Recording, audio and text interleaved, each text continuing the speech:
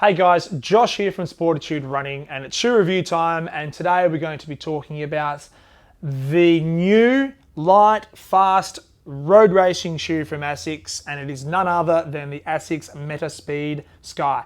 This shoe here has had quite a bit of hype. We've been waiting for this one for a few months now. The main reason being is it was worn by Sarah Hall at the London Marathon last year, and she got a medical clearance to race in that shoe. But there was a lot of weight. We've been sitting on the edge of our seats, and now it's time. It's landed, and we're so excited to talk you through exactly what this shoe is all about. So in my review today, I'm going to be touching on the three engineering components, being the outsole, the midsole, and the upper.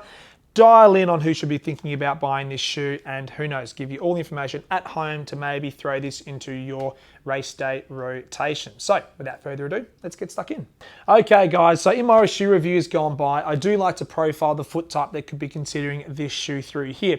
However, I'm not going to do that today. I'm going to push that to the side, because if you're thinking about buying this racing shoe, you've potentially got a mileage shoe in your rotation. You'd have a lighter weight tempo/interval shoe, and this is just to complement you on race day. This shoe here is a neutral in design, pardon me. And it's obviously designed to go quick, and do go quick for a long period of time. So when we're looking at race day, we sort of throw support out the window a little bit, depending on the athlete and depending what you're chasing. If you're chasing some serious fast PBs, then this is a guy that you could be considering. But yeah, the reason I'm looking at, don't worry too much about the foot type, because the carbon plate inside this shoe does provide a very explosive propulsion underneath the foot. So whether you're a mild overpronator, a neutral foot type, or you're a supinator, this is going to be a-okay for you on race day. With the shoe reviews, we do like to start from the ground and work our way up. So let's talk all things outsole. So with a lightweight shoe like this, they want to keep things as minimalistic as they possibly can. However, it is a completely new engineered midsole, which Asics have obviously put together over the last 12 to 18 months and come up with this execution.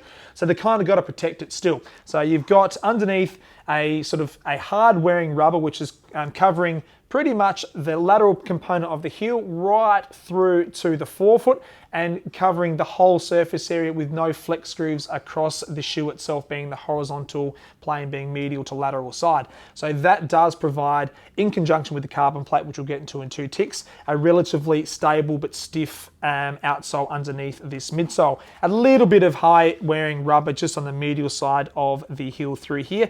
That won't get a whole heap of wear over the durational life of this shoe. It's more just there to give it some structure and integrity, which is obviously really, really important with a race day shoe.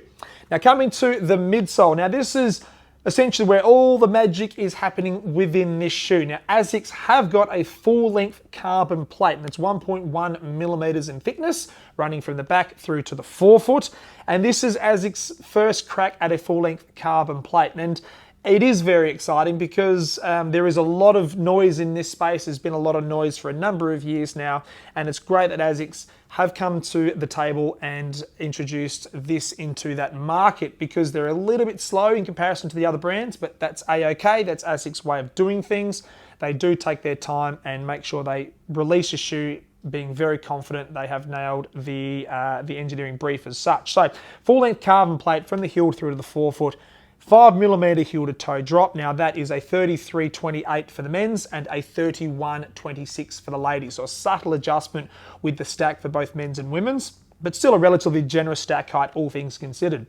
The midsole itself is made up of Asics' new Flight Foam Turbo. Now that midsole is a completely new execution. They're using a nylon compound which goes inside that foam, which just helps with reducing weight, but also creating a nice responsive feel underneath the foot. So yes, the carbon plate does provide that rigidity and stiffness. This is what you're searching for to aid in releasing that stress off the metatarsal heads when you're getting out of your gait cycle.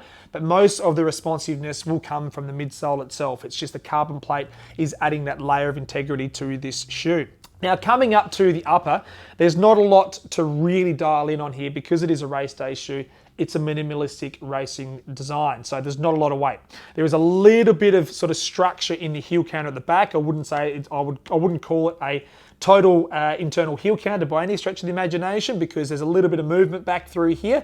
However, it's a thicker design at the back, so you do get a relatively good lockdown. inside the heel collar itself, Asics have sort of placed a very nice material which will run along the back of your Achilles tree here. So any vertical lift you may get inside this shoe, it won't rub and irritate your foot through your races. Coming through to the mid-start section of the upper of this shoe, they being Asics, have got a really thin tongue. The tongue itself is stitched in at the base of the lacing structure through here. So when you pull your tongue up, it doesn't sort of pull up too far, and it won't slip too far down to the lateral or medial side. Minimalistic design, so there's no additional overlays here that's going to lock the foot down.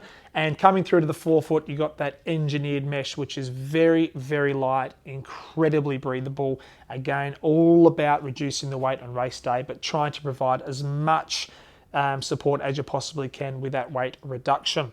The shoe itself is obviously a sort of small release, so they're only going to make it in standard widths in men's and women. So that's a D width in the men's and a B width in the ladies.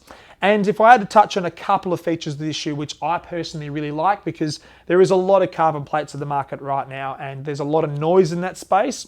So we kind of know the Alpha Fly, the Next Percent, the Endorphin Pro had a fantastic release, the Hyperion Elite from Brooks, and you could even say the Carbon Rocket from Hoka is another very popular shoe in this space. But the reason I've kind of really enjoyed my couple of sample runs in this shoe is probably more to do with the real estate underneath the foot, and it's got some pretty similar characteristics to the Hyperion Elite version 2 from Brooks. So a little bit more space through that forefoot, or landing space, pardon me, and that just helps that runner re-stabilize themselves when they get through mid-starts to toe off, having a little bit more shoe, but also getting a ton of compression with that soft cushioning system.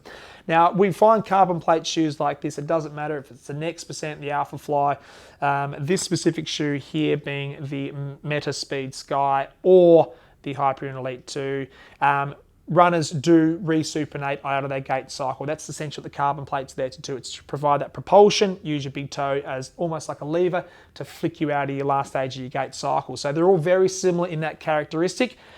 So when you're looking at this specific shoe, you're going to love the fact that it's a lightweight shoe. It's 195 grams in the men's and it's around 165 grams in the ladies. Very competitive with all the others in the market. It is an absolute gem to run in. I'm super excited to get it out in some of the athletes here in Adelaide and obviously across Australia and get their feedback and see what the hype has been all about. So there you have it, guys. That is my take on the Asics MetaSpeed Sky. It's a phenomenal update, a phenomenal release. And I'm going to be pretty excited to see what Asics do in this space, especially with this new midsole they've been able to execute. It's going to be a lot of fun, and hopefully we see this shoe on the podium at some races, and more importantly, see this shoe smashing some PBs for you, the runners out there. So if you have any questions on this shoe, please drop it in the comments field below. If you've got any additional queries, questions around the carbon plate sort of offering, let us know. If you haven't subscribed to our channel, guys, please hit the red button down below, stay notified. With all of our shoe reviews, we'll continually work hard to pump out as many as we possibly can in 2021. And until next time, guys, stay safe, happy running, good luck with your racing, and we will see you out on the road. Take care.